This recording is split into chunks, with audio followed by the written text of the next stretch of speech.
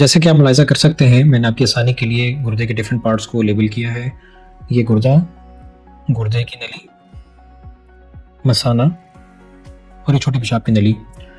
گردے میں جو پیشاب بنتا ہے تو اس کا اخراج ان دونوں نلیوں کے ذریعے مثانے میں آتا ہے، اور مثانے میں یہ اسٹوریج کا کام کرتا ہے، پیشاب کو اسٹور کرتا ہے، اور موقع مناسبت کے ساتھ چھوٹے پیشاب کا اخراج پیشاب کی نلی سے ہوتا ہے۔ تو گردے میں پتھری کا بننا یہ ایک الگ ٹاپک ہے، جس کے بارے میں انشاءاللہ اگلی آنے والی ویڈیوز میں تفصیلاً آپ کو بیان کرنے کی کوشش کروں گا۔ گردے سے پتھری کا اخراج جب ہوتا ہے تو نلی سے گزرتے ہوئے ایک شدید درد کی کیفیت پیدا ہو سکتی ہے، جس کے لیے اکثر مریضوں کو ہسپتال جانا پڑتا ہے اور درد کے لیے انجیکشن کی نوبت آ جاتی ہے۔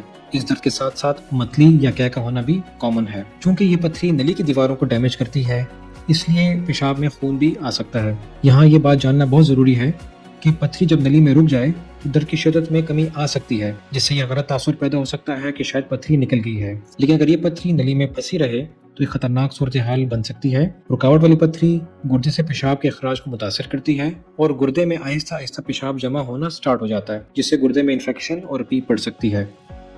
گردے میں جمع شدہ پیشاب وقت کے ساتھ ساتھ پریشر بناتی ہے، جس سے گردہ خراب ہونا شروع ہو جاتا ہے، اور اگر اس کا بروقت علاج نہ کیا جائے تو گردہ ضائع بھی ہو سکتا ہے۔